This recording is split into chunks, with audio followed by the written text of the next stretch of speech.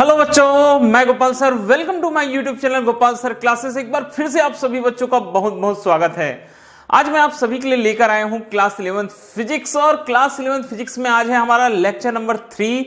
हम पढ़ रहे थे प्रक्षेप्य गति। लेक्चर नंबर 2 में मैंने आप सभी बच्चों को बताया कि प्रक्षेप्य गति किसे कहते हैं।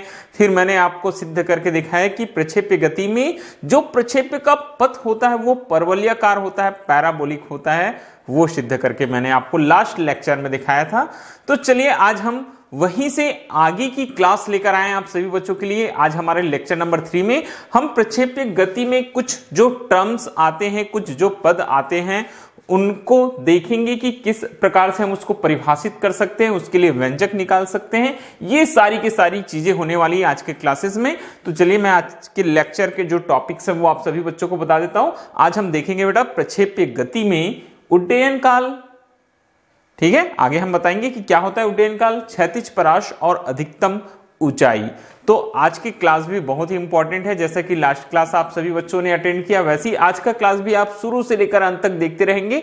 बहुत ही इंपॉर्टेंट क्लास है और जितने भी टॉपिक्स हैं उन्हीं टॉपिक्स पर आगे आपको न्यूमेरिकल्स सॉल्व करने, अंकित प्रश्न बनाने हैं। तो जब तक ये टॉपिक्स, ये फार्मूले आपको समझ नहीं आते, आप न्यूमेरिकल्स सॉल्व नहीं कर पाएंगे। इसलिए ये क्लास भी आप सभी बच्चों के लिए बहुत ही इंपॉर्टेंट हो जाती है।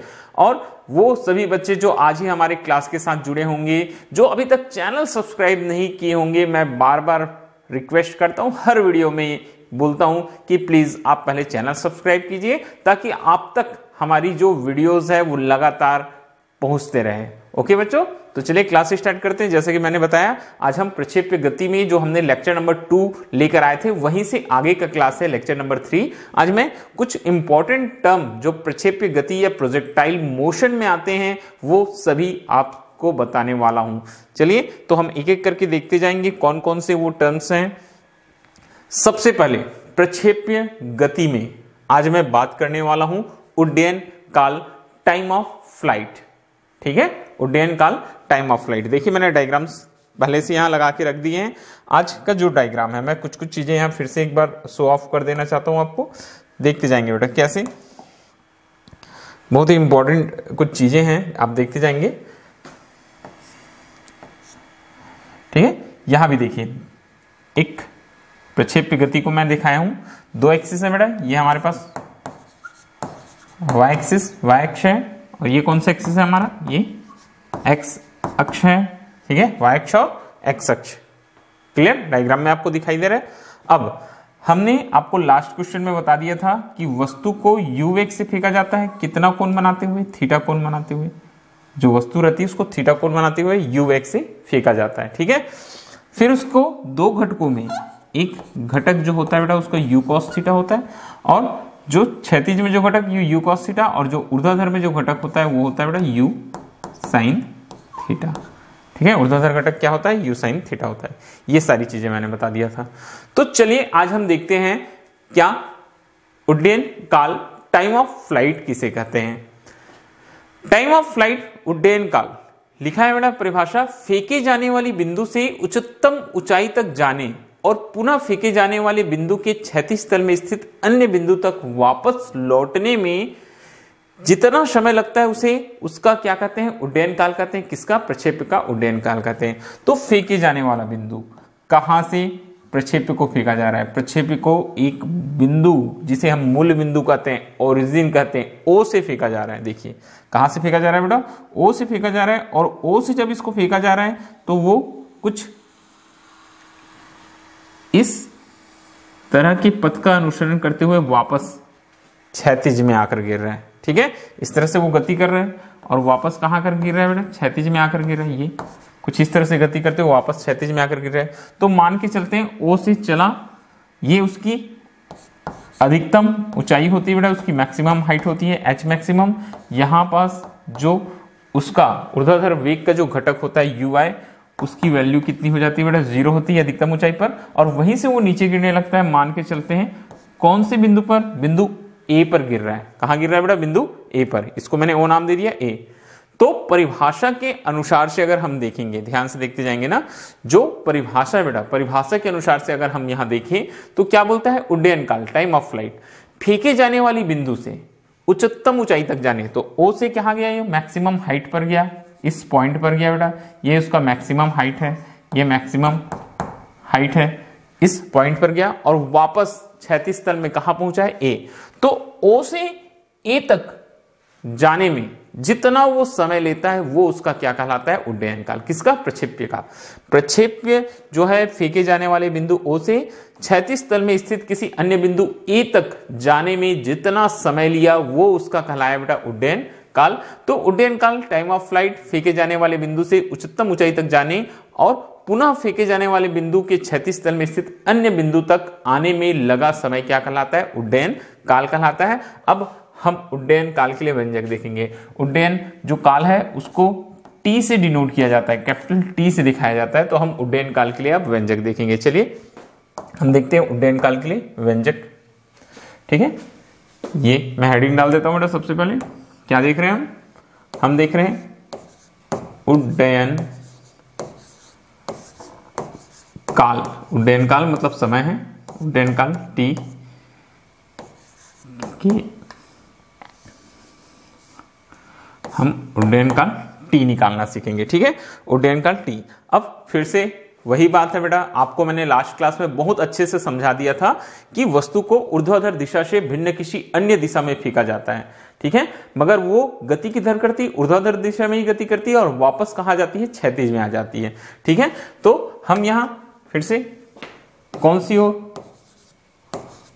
ऊर्ध्वाधर गति के लिए देखेंगे। ऊर्ध्वाधर गति के लिए क्या हो जाएगा, ऊर्ध्वाधर गति के लिए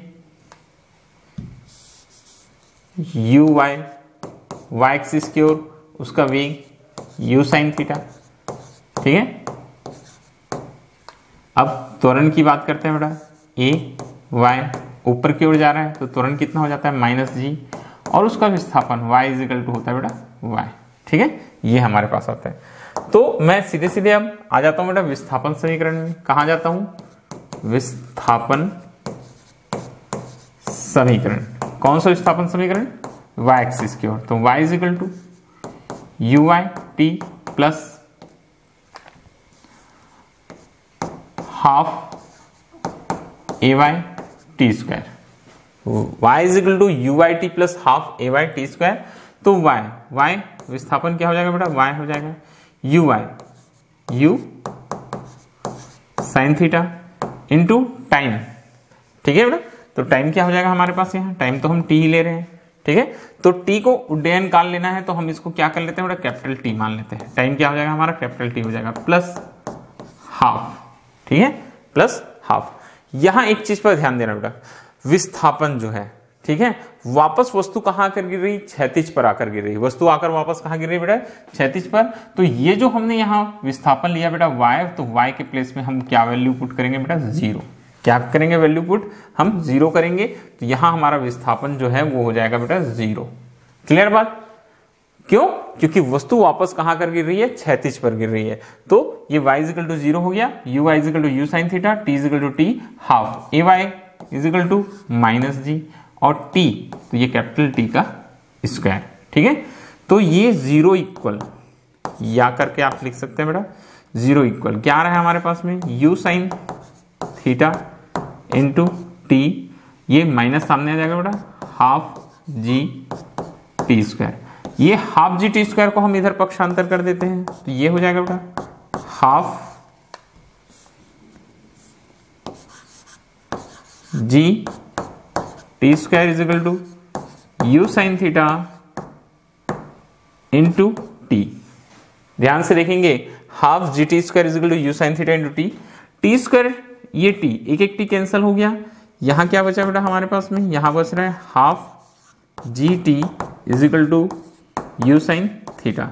हमको टी की वैल्यू चाहिए, बाकी को दूसरे पक्ष में ट्रांसफर कर देते हैं। ये हो जाएगा बेटा 2u sine theta upon g. ये हो जाएगा उड्डयन काल के लिए व्यंजक। क्या हो जाएगा बेटा, उड्डयन काल के लिए व्यंजक। फिर से सुनिएगा, बहुत ही सिंपल है। उड्डयन काल के लिए हमने व्यंजक निकालना स्टार्ट किया। उड्डयन काल टी के लिए कौन सी दिशा में गति करती है, प्रक्षेप्य जो है वो ऊर्ध्वाधर दिशा में गति करती है। कौन सी दिशा में गति करती है, ऊर्ध्वाधर दिशा में।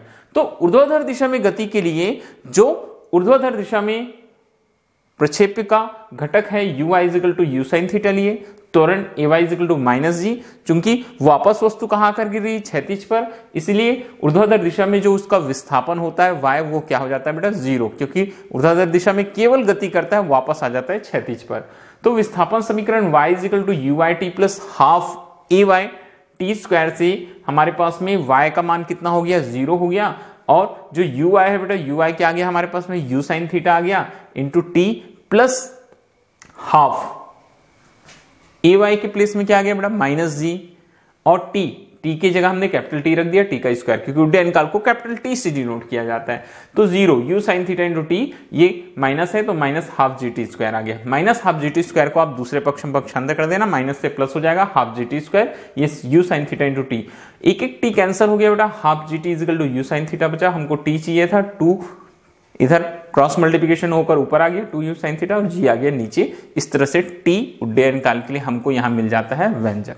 ओके, अब फिर से अगले टॉपिक की ओर बढ़ते हैं। अगला हमारा जो टॉपिक है वो है बेटा हमारे पास में क्षैतिज परास, हॉरिजॉन्टल रेंज। क्षैतिज परास, परास मतलब होता है दूरी, परास का मतलब क्या होता है बेटा दूरी, तो क्षैतिज की ओर जो दूरी होगी वो क्षैतिज परास कहलाएगा। तो यहां लिखे बेटा प्रक्षेप्य द्वारा उड्डयन काल में, उड्डयन काल मतलब टी समय में, कितने समय में, कैपिटल टी समय में तय की गई अधिकतम क्षैतिज दूरी को, क्षैतिज की ओर जितनी वो अधिकतम दूरी तय करता है उसे उसका क्षैतिज परास कहते हैं। इसे कैपिटल आर से डिनोट किया जाता है क्योंकि ये होता है बेटा हॉरिजॉन्टल रेंज, तो क्षैतिज दिशा में तय की गई दूरी। फिर से एक बार देखिए डायग्राम, ये हमारे पास में फिर से एक बार डायग्राम आप अच्छे से समझ आएंगे बेटा। फिर से हमारे पास में दो एक्सिस है बेटा, ये एक एक्स अक्ष है और इस ओर है हमारे पास में y अक्ष, ठीक है, दो एक्सिस है। अब ये मूल बिंदु O मैंने बताया था O से ट्रेवल करेगा, कहां तक जाता है, A तक जाता है। ये इसका होता है बेटा मैक्सिमम हाइट, क्या होता है, ये इसका मैक्सिमम हाइट। यहां जो ऊर्ध्वाधर घटक है वेग, अधिकतम ऊंचाई पर कितना हो जाता है 0। वेग हमने लिया था u, कितना कोण बनाते हुए लिया था बेटा थीटा।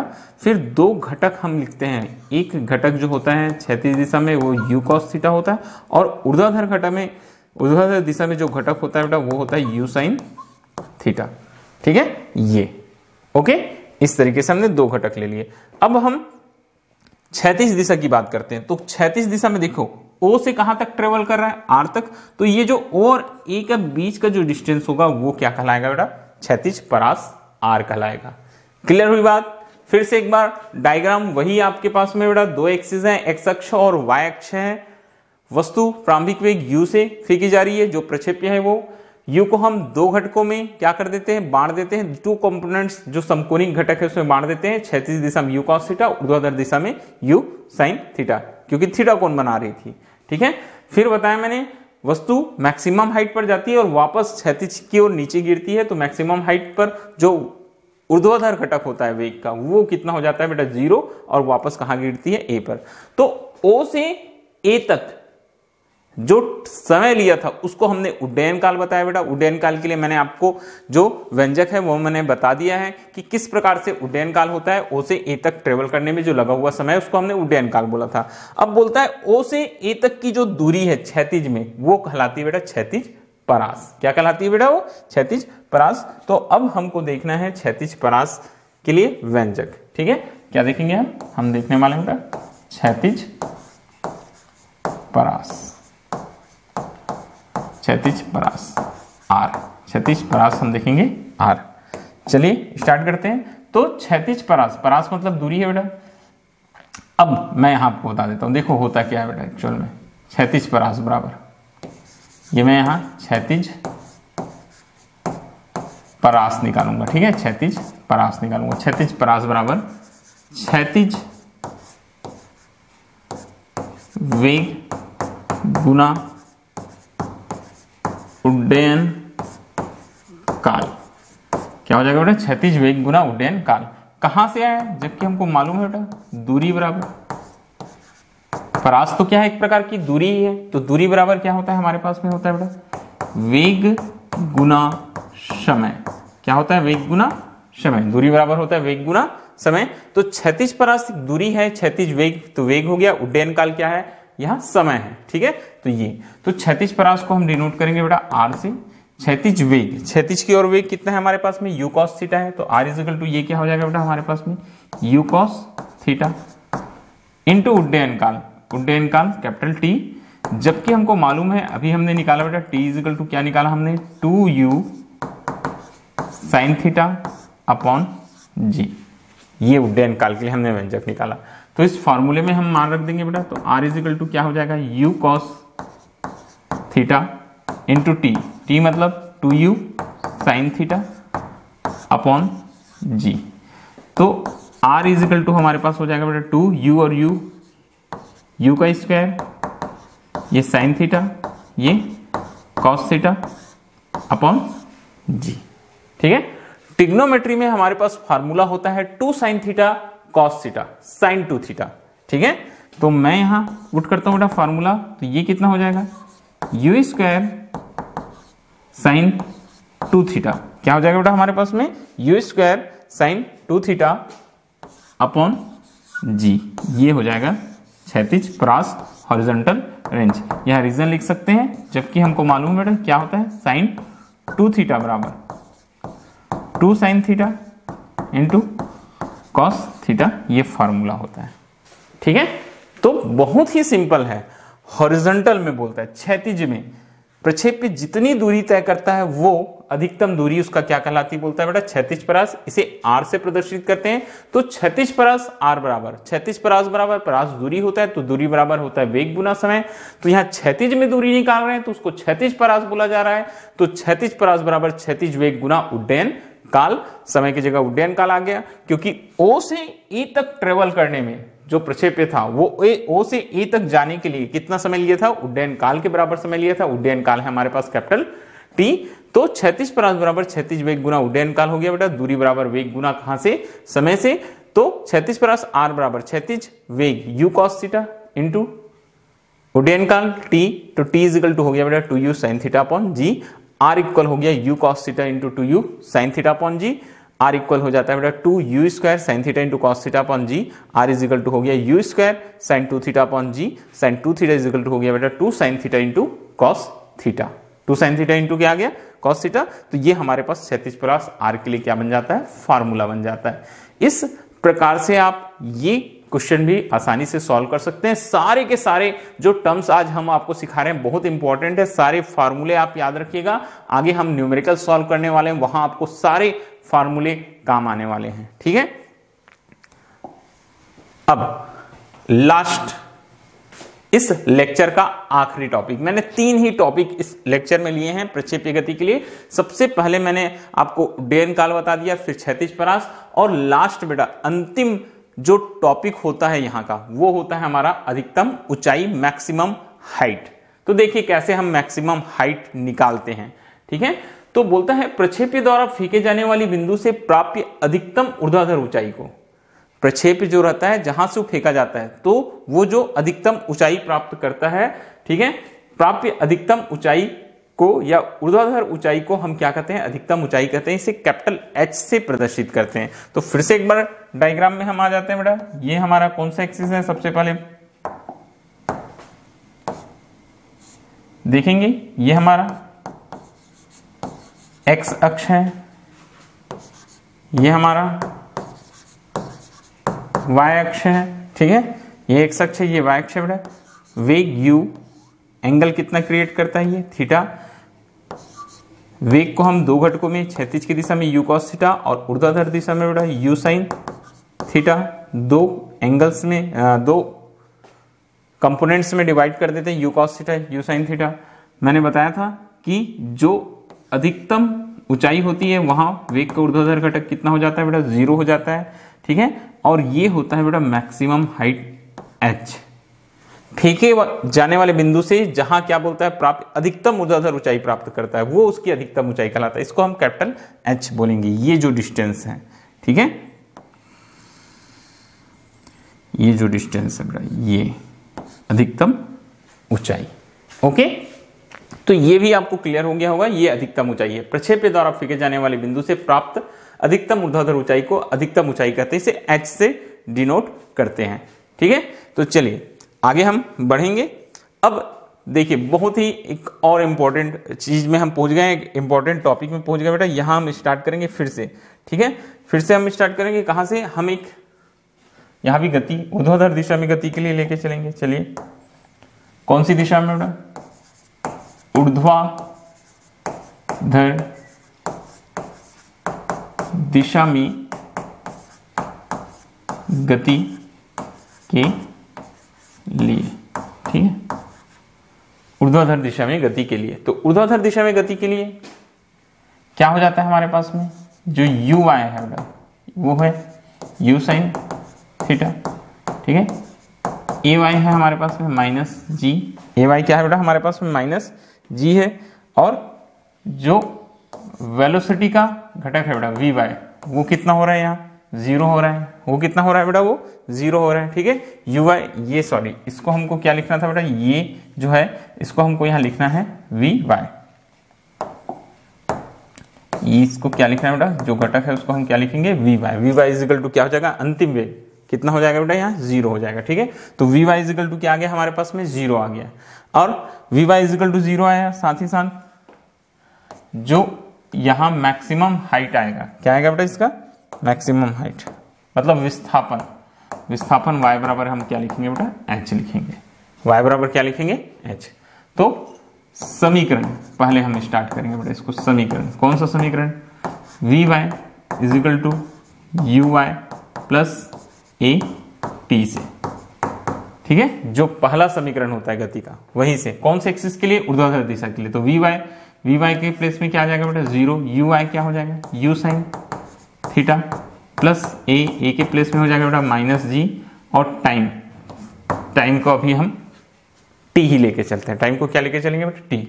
तो ये देखो ये क्या हो जाएगा, ये हो जाएगा 0, ये हो जाएगा u sin theta minus gt transfer कर देंगे बेटा दूसरे पक्ष में, तो माइनस gt क्या हो जाएगा, प्लस gt हो जाएगा। माइनस gt क्या हो जाएगा हमारे पास में, प्लस gt हो जाएगा, is equal to u sin theta.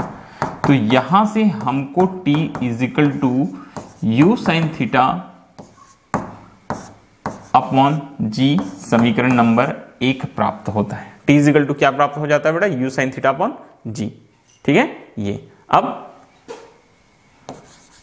आगे कौन से समीकरण से अब हम बनाएंगे बेटा, विस्थापन समीकरण से। हमको अधिकतम विस्थापन निकालना है, विस्थापन समीकरण से।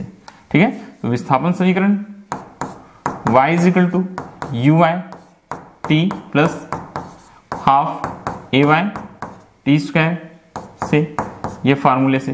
तो y के प्लेस में क्या हो जाएगा बेटा, h मैंने लिख दिया। देखो अधिकतम विस्थापन क्या मान के चलेंगे हम, h मान के चलेंगे, तो ये h हो गया बेटा। You why you sine theta, okay. t समीकरण नंबर 1 से u sine theta upon g, क्या हो जाएगा बेटा, u साइन थीटा अपॉन क्या आ जाएगा हमारे पास में, g आ जाएगा। ठीक है, प्लस हाफ a के प्लेस में बेटा माइनस g और टी स्क्वायर मतलब ये हो जाएगा u square sine square theta upon g का स्क्वायर। अब यहां से देख लो, ये एक g और ये एक g कैंसिल हो जाएगा और ये कुछ ऐसा दिखाई देगा बेटा, u square sine square theta upon g। ठीक है, ये हो गया हमारे पास, ये माइनस साइन हो जाएगा बेटा, ये भी हो जाएगा u square sine square theta upon एक g बच रहा है नीचे, ये क्या हो गया हमारे पास 2g हो गया। क्या हो गया बेटा 2g। इसको थोड़ा सा कैलकुलेट कर लेना बेटा, यहाँ एलसीएम ले लेना आप 2g, एलसीएम क्या ले लेंगे बेटा 2g। तो ये देखो g से डिवाइड करेंगे, ऊपर 2 का मल्टीप्लिकेशन हो जाएगा, तो ये हो जाएगा बेटा 2u, यहाँ 2 का multiplication 2u sign square theta minus हो जाएगा ये u square sine square theta.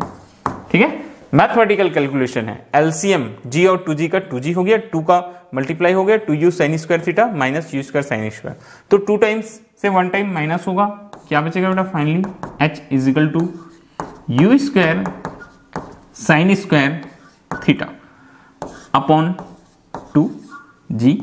ये अधिकतम ऊंचाई के लिए क्या हो जाएगा बेटा, फार्मूला हो जाएगा। ये अधिकतम ऊंचाई के लिए क्या आ जाएगा हमारे पास, फार्मूला। ठीक है, तो फिर से एक बार सुनिएगा, शुरुआत से मैंने क्या चीज बताया कि अधिकतम ऊंचाई मैक्सिमम हाइट, प्रक्षेप्य द्वारा फेंके जाने वाले बिंदु से प्राप्य अधिकतम ऊर्ध्वाधर ऊंचाई को हम अधिकतम ऊंचाई कहते हैं, इसे एस से प्रदर्शित करते हैं। तो फेंके जाने वाला बिंदु क्या था हमारे पास में, फेंके जाने वाला बिंदु क्या था बेटा, ओ। ओ से कहां गया, ए गया। तो ओ से ए जाने से पहले जो मैक्सिमम, ये मैक्सिमम हाइट होता है, ये मैक्सिमम हाइट यहां पहुंचा, यहां वेग जो होता है, वेग जो होता है vy इक्वल टू क्या हो जाता है बेटा, 0। अब हमको h की वैल्यू हमको फाइंड करनी थी, तो कहां से किए, सबसे पहले ऊर्ध्वाधर दिशा में गति के लिए हमने देख लिया, जो प्रारंभिक वेग है uy equal to u sin theta, त्वरण ay इक्वल टू -g, ऊपर की ओर गति कर रही है इसलिए vy अंतिम वेग मैक्सिमम हाइट पर 0, और विस्थापन ऊर्ध्वाधर दिशा में विस्थापन y इक्वल टू क्या हो गया बेटा, h।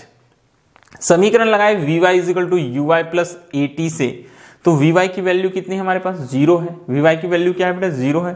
तो uy u sin theta plus minus g into T, यहां से हमने t का वैल्यू निकाला बेटा, माइनस gt को इधर कर दिया, gt equal to u sin theta, t equal to u sin theta upon g। ठीक है, ये इक्वेशन नंबर 1। अब विस्थापन समीकरण का यूज करते हैं। कौन सा समीकरण लगा देते हैं बेटा हम यहाँ, विस्थापन समीकरण। तो विस्थापन समीकरण होता है बेटा y equal to u i t plus half a y t square. तो ये t की वैल्यू आप समीकरण 1 से यहाँ पुट कर देना, तो u sin theta upon g, ये हाफ माइनस g हो गया ए वाई, तो u sin स्क्वायर थीटा आ गया, t स्क्वायर है तो g का स्क्वायर, g एक एक बार कैंसिल हो जाता है, u square sin square theta upon g minus u square sin square theta upon 2g बचता है। एलसीएम लेंगे हम 2g, 2u sin square theta minus u square sin theta upon हो जाता है बेटा 2g, 1 टाइम्स बचा, तो h equal to u square sin theta upon 2g, ये h हो जाता है। ठीक है, तो इस तरीके से ये 3 व्यंजक हो जाते हैं बेटा आपके कंप्लीट।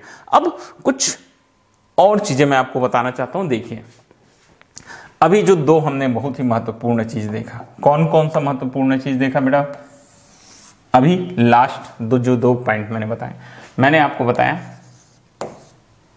क्षैतिज परास, क्या बताया बेटा मैंने, क्षैतिज परास R इज इक्वल टू, क्षैतिज परास R इज इक्वल टू, देखिए फार्मूला क्या देखे हमने, एक बार देख लीजिए, क्षैतिज परास के लिए formula R is equal to u square sine 2 theta upon g, u square sine 2 theta upon g, और यहां देखिए u square sine square theta upon 2g। ठीक है, तो R इज इक्वल टू बेटा u square sine 2 theta upon g, ये formula आ गया। अब अगर हम ये बोलें कि कोई प्रक्षेप्य को हम कितनी क्षैतिज में अधिकतम दूरी तक फेंक सकते हैं, मतलब ये R मैक्सिमम कितना हो सकता है, R की वैल्यू जो है वो मैक्सिमम कितना हो सकता है, ये बहुत इंपॉर्टेंट क्वेश्चन होता है कि R मैक्सिमम कितना हो सकता है। तो R मैक्सिमम कितना होगा, ये जो साइन 2 थीटा है उसकी वैल्यू 1 होगी, तो R का मान क्या होगा बेटा, मैक्सिमम होगा। तो यहां हम लेके चलेंगे बेटा किसके लिए, R मैक्सिमम के लिए, R का मान मैक्सिमम होने के लिए क्या होना चाहिए बोलता है, sine 2 theta is equal to 1। ठीक है, तो साइन की वैल्यू 1 कब होती है, जब साइन क्या होता है बेटा, 90 होता है। कब होता है, जब साइन क्या होता है बेटा, 90 होता है। तो साइन 2 थीटा, तो 2 थीटा इज इक्वल टू कितना दिखाई दे रहा है, 90, और थीटा इज इक्वल टू हो जाएगा बेटा 45 डिग्री। ठीक है, क्या हो जाएगा, थीटा इज इक्वल टू क्या हो जाएगा, 45 डिग्री। मतलब ये हुआ कि क्या चीज, यदि थीटा 45 डिग्री तो साइन 2 थीटा, मतलब साइन 2 इंटू 45, मतलब ये हो गया बेटा साइन 90 इज इक्वल टू 1, और R maximum is equal to sine 2 theta की वैल्यू कितनी हो गई बेटा, 1 हो गई, तो R maximum is equal to क्या हो जाएगा, यू स्क्वायर अपॉन जी।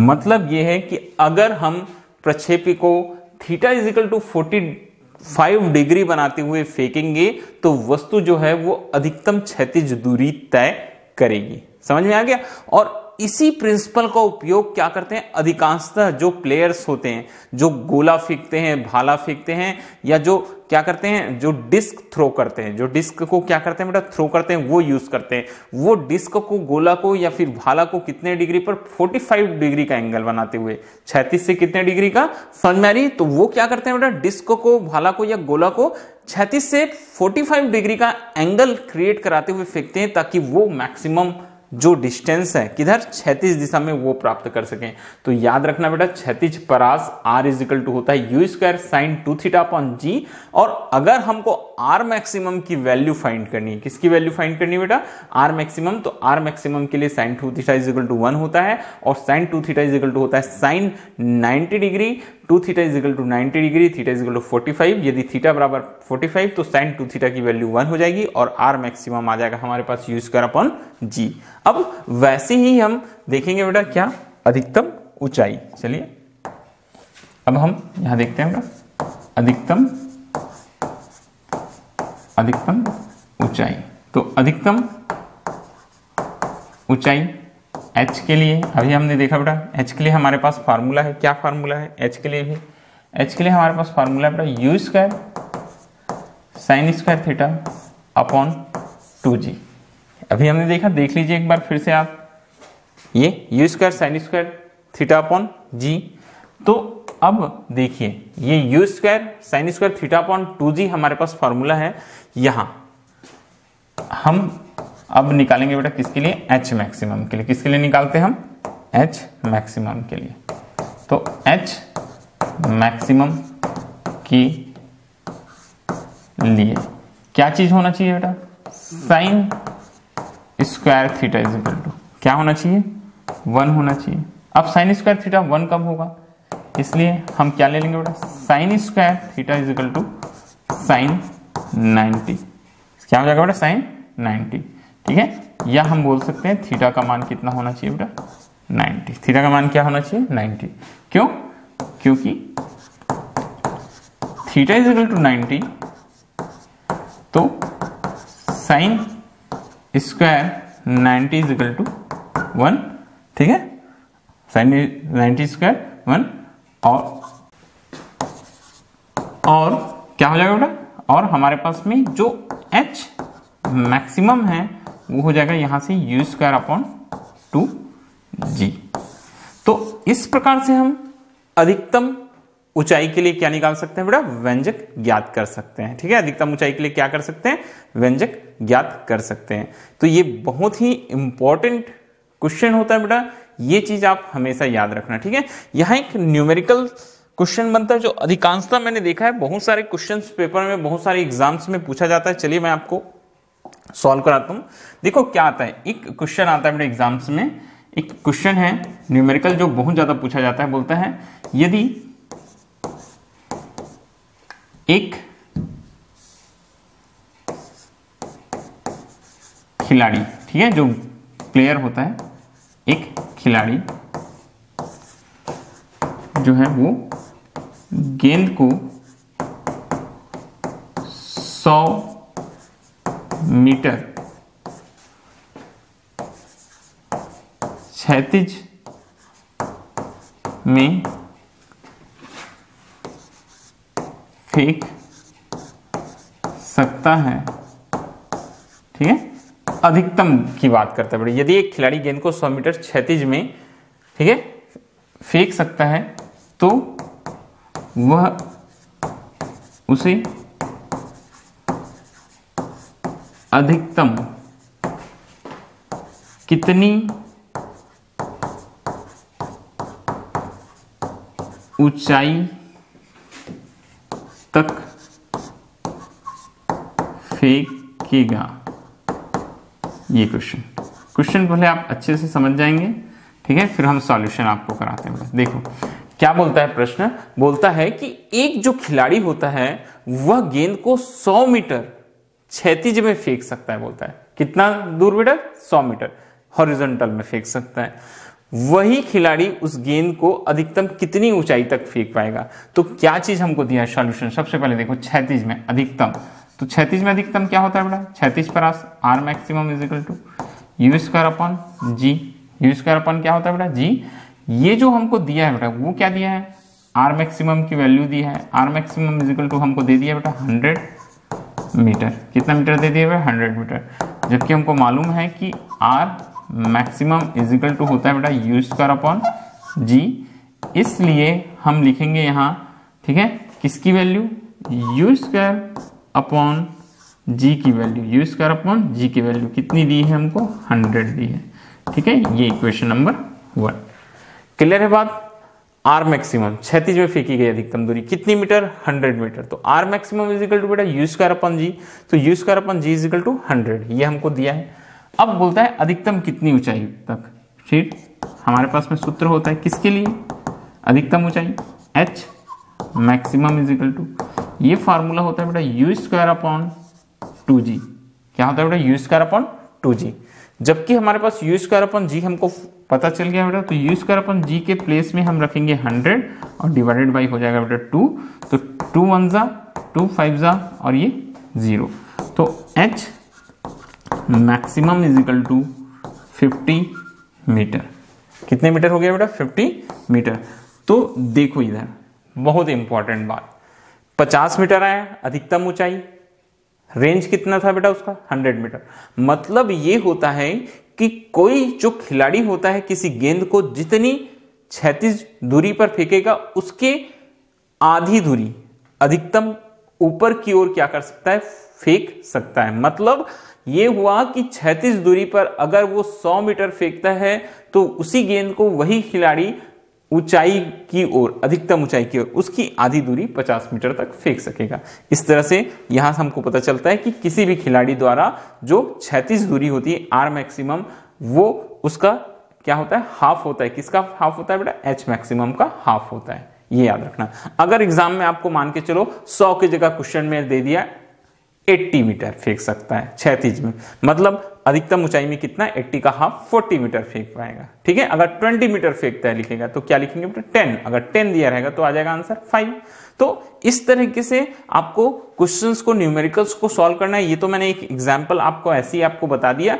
आगे लेक्चर नंबर जो हमारा रहेगा बेटा, लेक्चर नंबर 4, वो मैं आपको पूरा का पूरा न्यूमेरिकल्स क्वेश्चन करवाने वाला हूं। किससे रिलेटेड, प्रक्षेप्य गति में ये जो 3 चीजें हमने आज देखी, क्षैतिज परास, अधिकतम ऊंचाई और उड्डयन काल, इससे रिलेटेड जितने भी न्यूमेरिकल्स है वो सारे न्यूमेरिकल्स मैं आपको लेक्चर नंबर 4 में सॉल्व करवाने वाला हूं। तो हमारे साथ बने रहिएगा लेक्चर नंबर 4 में भी। और इसके लिए आपको करना होगा बेटा चैनल सब्सक्राइब। अगर आपने चैनल सब्सक्राइब नहीं किया है तो फिर से एक बार मैं रिक्वेस्ट करना चाहता हूं कि आप चैनल सब्सक्राइब कर देंगे। ठीक है, और हम मिलेंगे अब लेक्चर नंबर 4 में। तो आज के लिए इतना ही। मैं गोपाल सर, ओके बेटा, थैंक यू।